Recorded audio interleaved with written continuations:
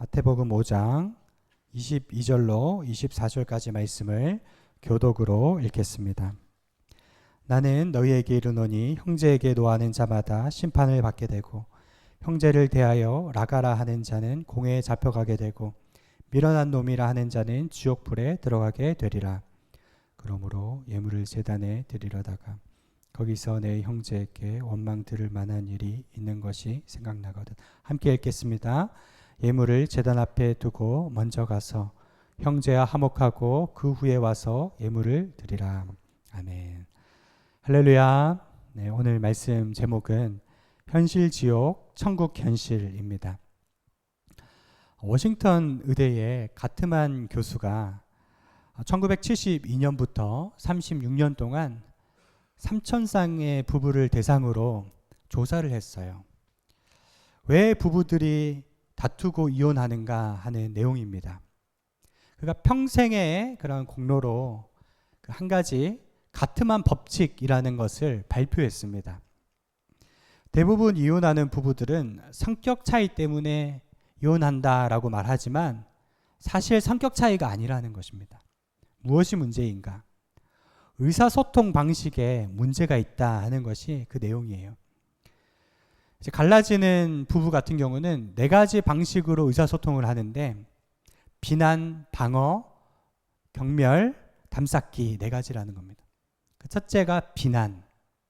살다 보면 서로 다르기 때문에 좀 어려운 게 있는데 이들은 비난을 한다는 것입니다.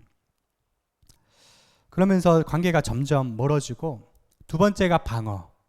상대방이 공격하니까 자연스럽게 방어적이 되는 거죠.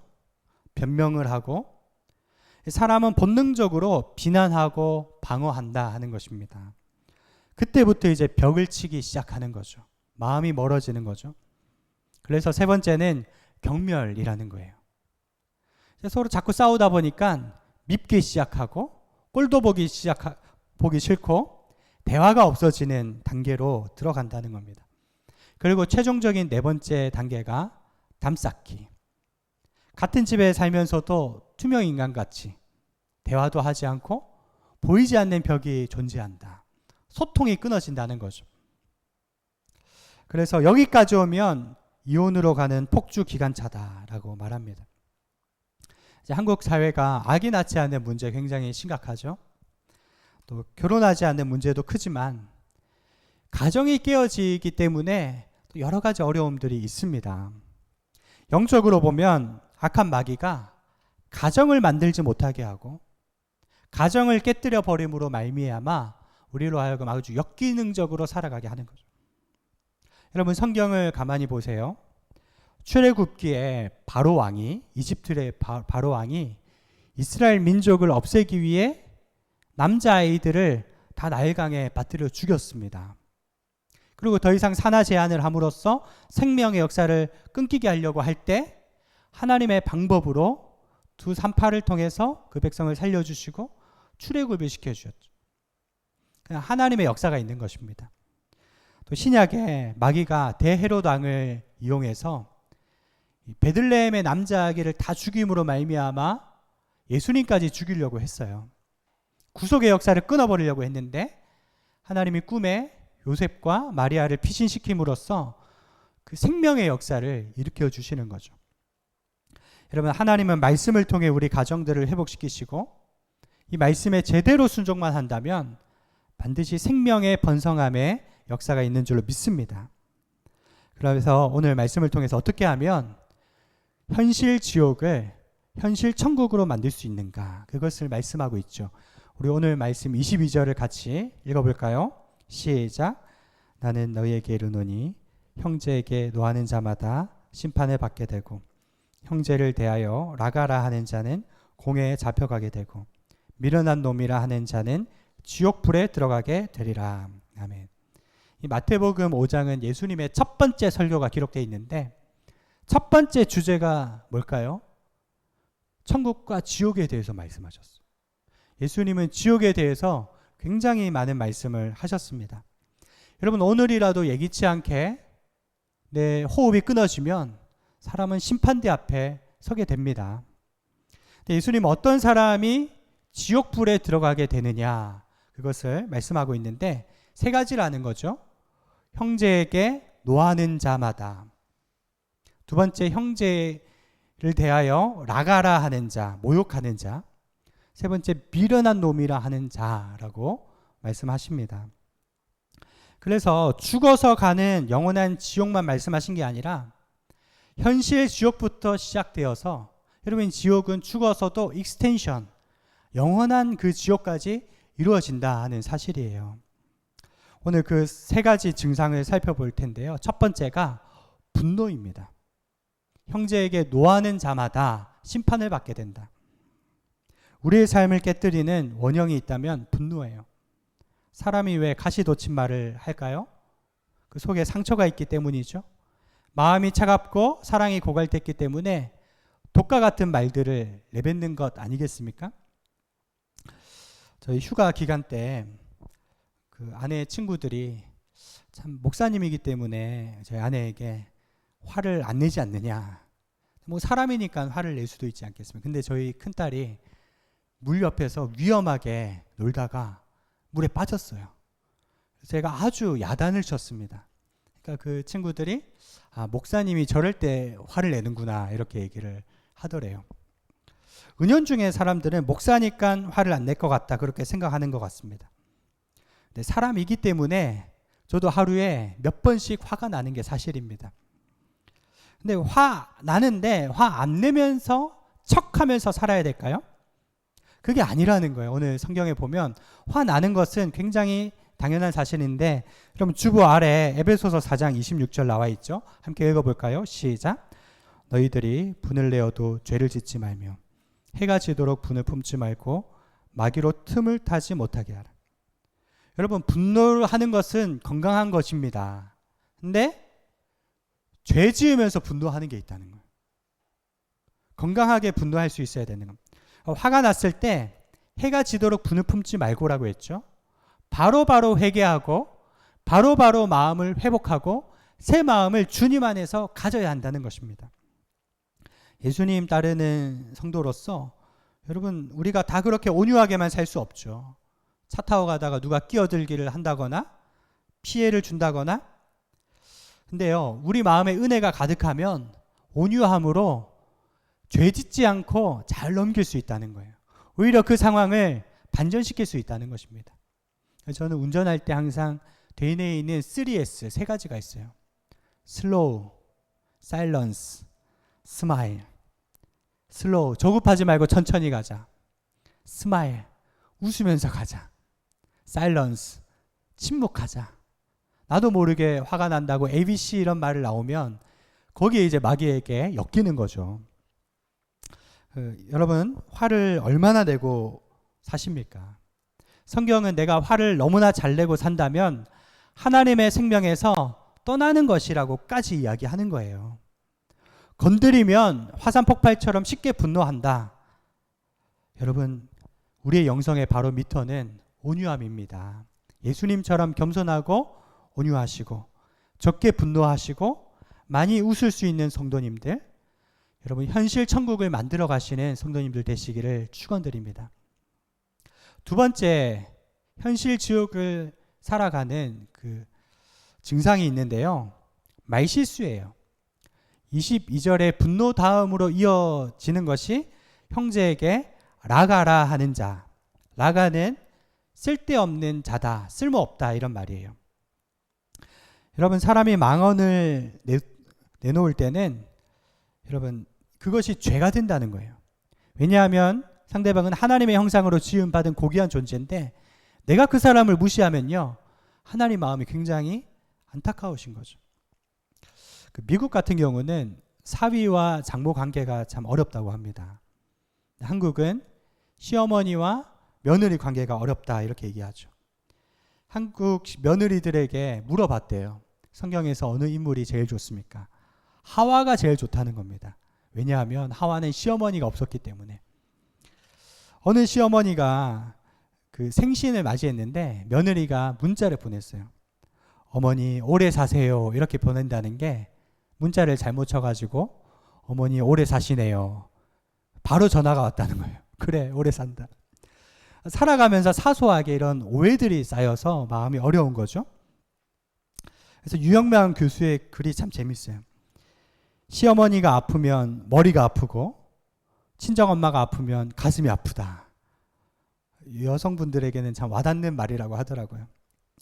이 상처 관계를 오래 지속하다 보니까 며느리들은요, 성경에 시편 읽지 않고 시금치 먹지 않고 시월드 가지 않는다 할 정도로 정말 그 힘든 상황을 볼 수 있습니다. 얼마 전까지 아파트 이름을 굉장히 어렵게 지었대요. 23글자 아파트가 있다는 거예요.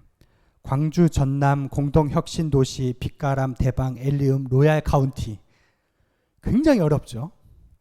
또 여기 근처에도 동양 엠파트, 월드, 메리디앙, DH, 퍼스티어, 아이파크 이런 식으로 길고 어렵게 짓는 이유가 시어머니가 좀 어렵게 찾아와서 어려워서 못 찾아오게 그랬다는 거예요. 근데 그것보다 더 웃긴 게 뭐냐면 이제는 아파트 이름을 좀 쉽고 간결하게 짓는다는 거예요. 왜냐하면 너무 어려우니까 시누이를 데려오기 때문에 둘보다 하나가 낫다고 쉽게 짓는다. 뭐 유머로 이런 얘기들을 하더라고요. 그럼 우리는 누구에게 말실수를 하며 살죠? 멀리 있는 아프리카 사람에게, 미국에 있는 사람에게 말실수하는 게 아니죠. 가장 가까운 사람들에게 가깝기 때문에 마음이 편하기 때문에 망언들을 하고 실언들을 하고 말실수를 하는 거죠. 옛말에 말만 안 해도 중간은 간다라는 말이 있잖아요. 왜 사람이 품격이 낮아집니까? 쓸데없는 말을 너무 많이 해서 그렇습니다. 여러분 오늘 말씀을 기억하세요. 행복한 가정, 현실의 천국을 이루는 방법은요. 말만 잘해도 천국이 이루어져요. 그것을 우리가 늘 염두에 두고 살아야 될 줄 믿습니다. 교회에서 인정받는 사람들도요. 웬만하면 침묵하고 조용히 하는 분들이 인정을 받더라고요. 피타고라스가 그런 말을 했어요. 침묵하라. 그렇지 않으면 침묵보다 나은 말을 하라. 너무 말을 안 하면 어색하잖아요. 침묵보다 나은 말이 뭘까요? 사랑의 말을 하는 것입니다. 요한일서 3장 15절 우리 주보 밑에 나와 있죠. 함께 읽겠습니다. 시작. 그 형제를 미워하는 자마다 살인하는 자니 살인하는 자마다 영생의 구속에 거하지 아니하는 것을 너희가 아는 바라. 내가 지금 누군가를 미워하고 있다. 성경은 마음으로 살인하는 것이다 라고까지 이야기하는 겁니다. 내가 누구를 미워하고 그 미움을 방치해 두면 지옥을 향해서 나아가는 발걸음이다. 하나님의 생명에서 떠나 있다라고까지 이야기하는 것입니다. 여러분 얼른 사망으로 가는 발걸음을 돌리시기를 축복합니다. 제가 목회하면서 많은 교회들을 다녀봤습니다. 그래서 깨달은 한 가지가 있어요. 1대 8 법칙입니다. 그게 뭐냐면 사람들 10명 중에 한 명은 나하고 아주 잘 맞는 사람이에요. 아주 나를 좋아해주고 잘 따르는 사람입니다. 그런데요, 10명 중에 한 명은 안 맞는 사람이에요. 이상하게 불편하고 어색하고. 근데 10명 중에 8명은 어떨까요? 나한테 별로 관심이 없다는 것입니다.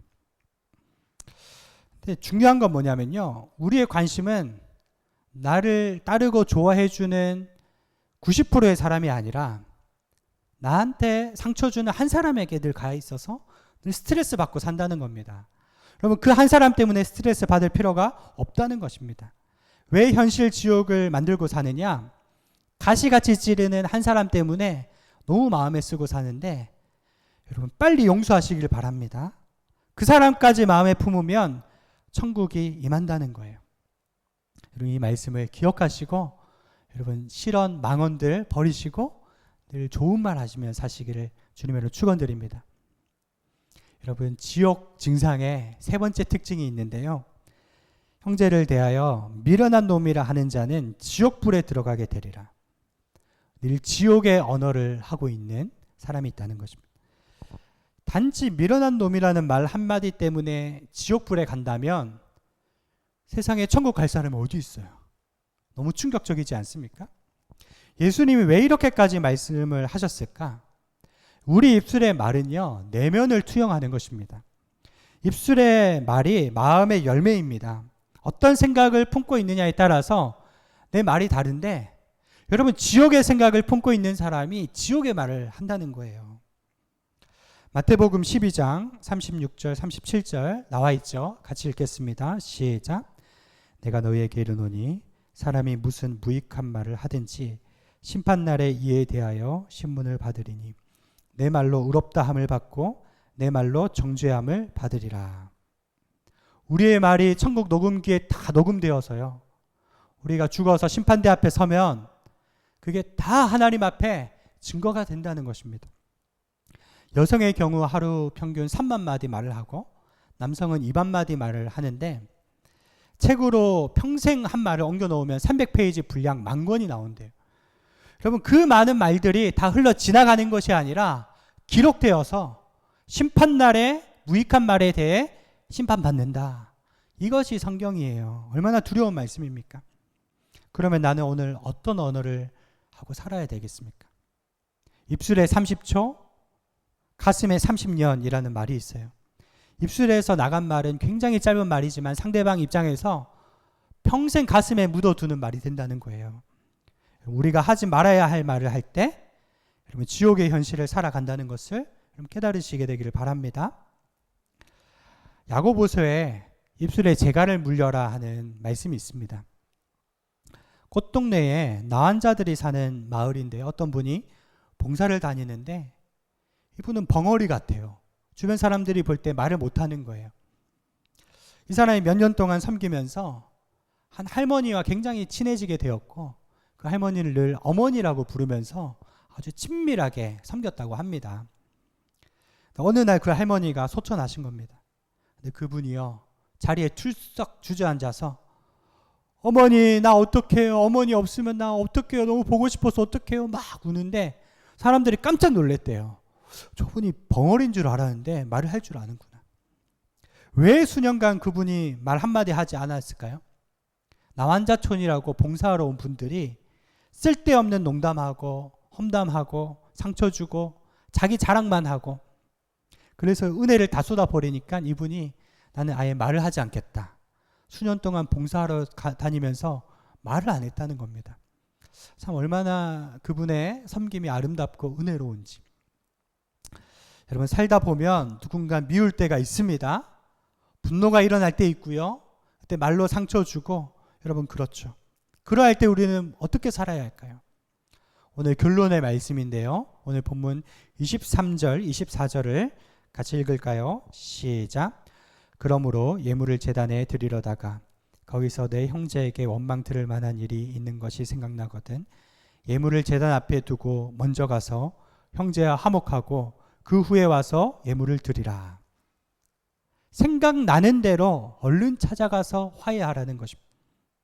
마음을 시궁창으로 그대로 두지 말라. 사람의 마음은 부패하기 때문에 상처받아서 그대로 두면 쓴뿌리가 생기고 냄새가 나거든요. 부패하거든요. 얼른 가서 회복하라. 새 마음을 가지라 이렇게 얘기하는 겁니다. 여러분 부패한 마음을 얼른 정리되지 않으면요. 암덩어리처럼 점점 커져서 그게 나를 삼켜버리는 것입니다. 급히 사화하라. 이 말은 신속하게 매듭지어라. 여러분 매 순간 용서하시고 매 순간 사랑을 결단하시고 살아가시길 바랍니다. 우리 분노를 통해 실언들을 통해 마귀가 들락날락하는 통로가 되고 우리 영혼을 지옥으로 이끌어 간다는 거예요. 그래서 분을 내어도 죄를 짓지 말며 해가 지도록 분을 품지 말라. 늘 마음을 정리하셔서 내 마음이 예수님이 거하시는 집이 되길 주님의 이름으로 축원드립니다. 기도하겠습니다. 만약 말에 실수가 없으면 온전한 자라. 내가 거룩하니 너희도 거룩하라 말씀하셨습니다. 하나님 우리 입술을 다스리기 어려워 보이지만 하나님은 입술의 온전하심을 원하십니다. 주여 제 입술에 파수꾼을 세워 주시옵소서. 마음을 잘 관리하여 은혜로운 말, 사랑의 말, 늘 용서의 말을 하며 살아가는 저희들 될 수 있도록 인도하여 주시옵소서. 그리하여 현실 천국을 이루고 하나님 날마다 천국을 향해 나아가는 귀한 성도들 될 수 있도록 축복하여 주시옵소서. 감사드리오며 예수님의 이름으로 기도드리옵나이다.